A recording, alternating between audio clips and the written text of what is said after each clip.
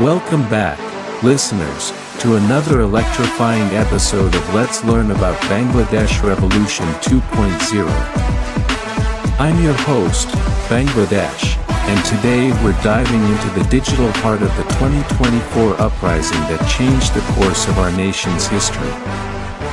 If you tuned into our last weekend special, Unveiling the Truth, Bangladesh Revolution 2.0 and the Myths of Hasina's Regime, we peeled back the layers of propaganda and power.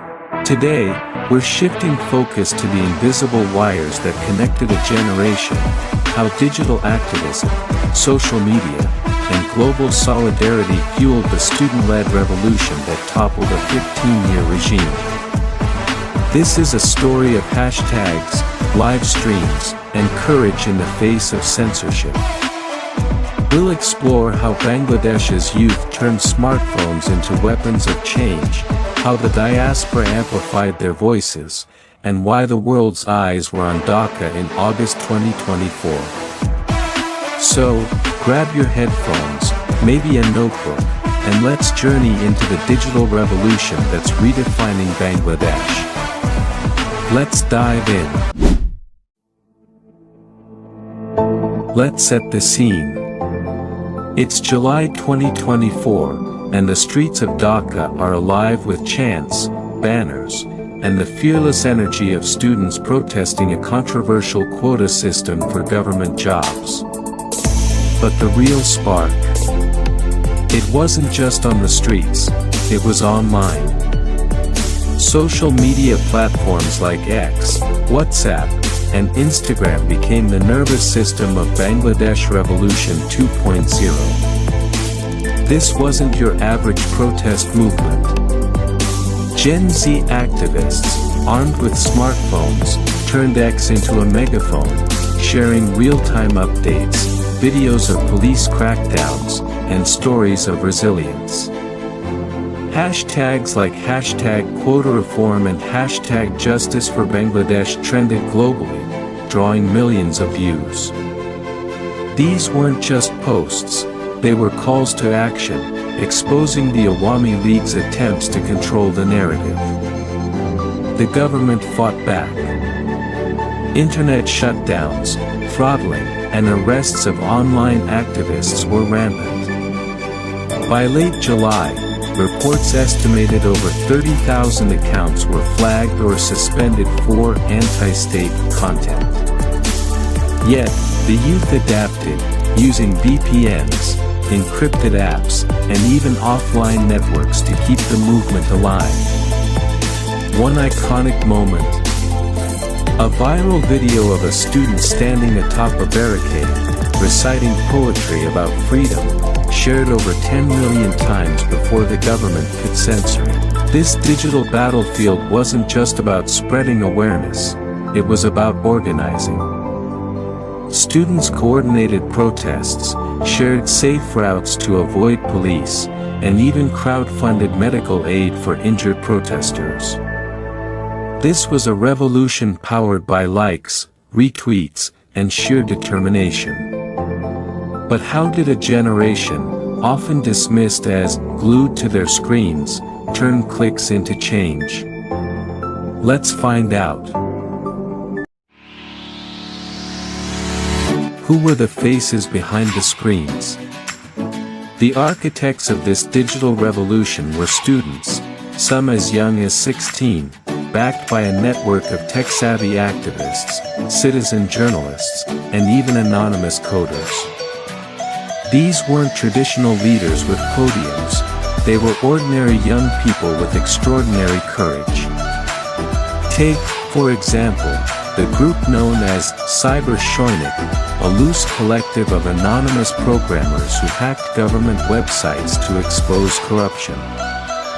Their leaks, shared on X, included documents allegedly showing Awami League officials siphoning public funds. While some called them heroes, others labeled them vigilantes. What's undeniable is their impact. Those leaks fueled public outrage, pushing more people to join the protests. Then there were the influencers. Young Bangladeshis, some with just a few thousand followers, became trusted voices. One student, a 20-year-old named Aisha, posted daily updates from Dhaka's streets, her raw footage of tear gas and resilience gaining international attention. When her account was banned, the diaspora picked up her story, reposting her videos from London, New York, and Sydney. But it wasn't all smooth sailing. The government's crackdown was brutal. Activists faced doxing, harassment, and arrests. Some were detained under vague cybercrime laws, accused of spreading fake news. Yet, the movement's decentralized nature made it unstoppable. No single leader could be silenced because the revolution lived in every retweet, every story, every encrypted message. This segment isn't just about tech, it's about resilience. The students didn't just fight a regime, they outsmarted it, turning censorship into fuel for their cause. But they didn't do it alone. The global community played a massive role. Let's explore that next. Bangladesh Revolution 2.0 wasn't just a national uprising, it was a global phenomenon. From London to Dhaka, the Bangladeshi diaspora and international allies amplified the movement in ways that shook the world. Let's talk about how solidarity crossed borders. In cities like Toronto, Melbourne, and New York, diaspora communities organized rallies, mirroring the protests in Bangladesh. They used X to share live updates, translating Bengali slogans into English to reach a wider audience. One powerful moment came when a group in London projected images of the Dhaka protests onto the Houses of Parliament, demanding global attention to the violence against students. International organizations also stepped up. Amnesty International and Human Rights Watch issued statements condemning the Awami League's crackdowns, citing over 200 deaths and thousands injured. These reports, shared widely online, pressured foreign governments to act. The US and EU called for investigations into the violence, while grassroots campaigns urged sanctions against Bangladeshi officials linked to human rights abuses. But it wasn't just activists and NGOs. Ordinary people, students, artists, even gamers, joined the cause. A group of coders in Southeast Asia created an open-source app to help protesters bypass internet blackouts. Musicians in India and Pakistan released songs dedicated to the revolution, blending Bengali folk with hip-hop to spread the message.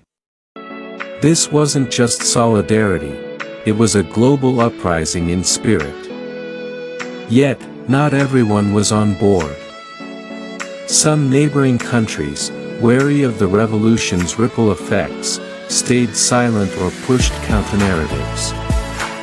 We'll dive into that geopolitical tension later, but for now, let's celebrate the power of a connected world standing with Bangladesh's youth. Digital activism gave Bangladesh Revolution 2.0 its wings, but it also brought challenges. Let's talk about the flip side: disinformation, division, and the risks of a hyper-connected movement. First, the disinformation war. As the protests grew, so did false narratives. Some accounts, allegedly tied to the ousted regime, spread fake videos claiming the protests were anti-national or driven by foreign agents. These posts aimed to discredit the movement, painting students as radicals. Meanwhile, international media sometimes oversimplified the uprising, focusing on isolated incidents to create a narrative of chaos rather than revolution. Then there was the issue of digital overload.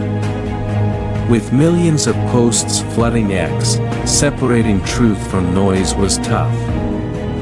Misinformation about protest locations or police movements led to confusion, and in some cases, put lives at risk.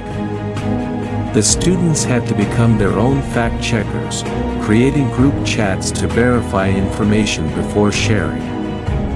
Another controversy: the role of anonymity. While groups like Cyber exposed corruption, their methods raised ethical questions. Were they justified in hacking government systems? Or did their actions risk escalating tensions?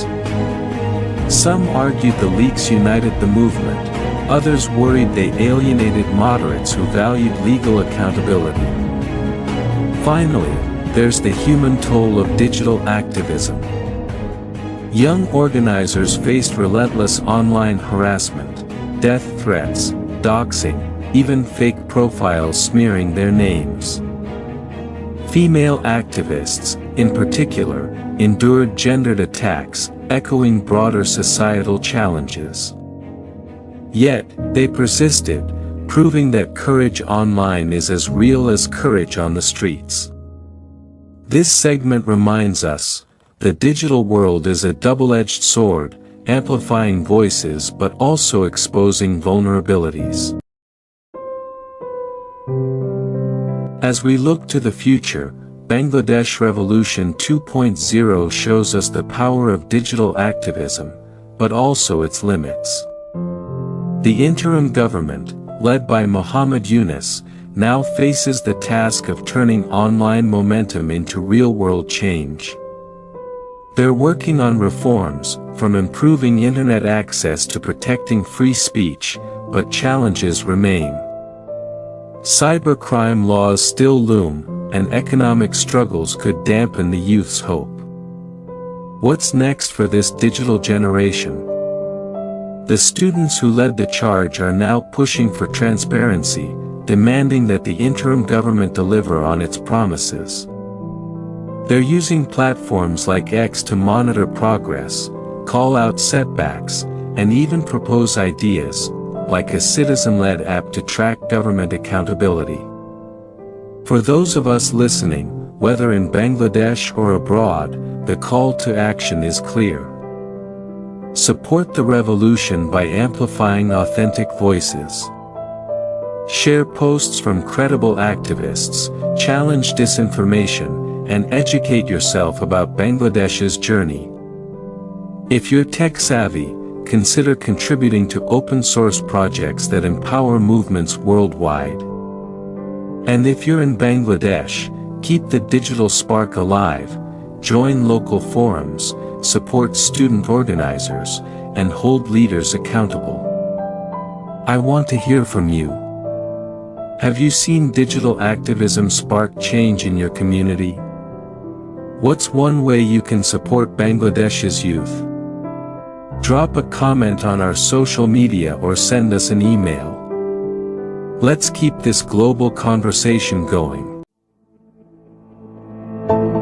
That's a wrap on today's episode, Digital Sparks and Global Solidarity, the power behind Bangladesh Revolution 2.0. We've explored how a generation turned screens into megaphones, how the world rallied behind them, and the challenges of fighting in a digital age. This revolution isn't just Bangladesh's, it's a blueprint for change everywhere. Next week, we'll dive into the economic fallout of the uprising and what it means for Bangladesh's future. Will the youth's vision survive the pressures of inflation and global politics? Don't miss it. Subscribe, leave a review, and join us for more stories that ignite change. Until then, keep connected, keep questioning, and keep the spark alive. This is Bangladesh, signing off.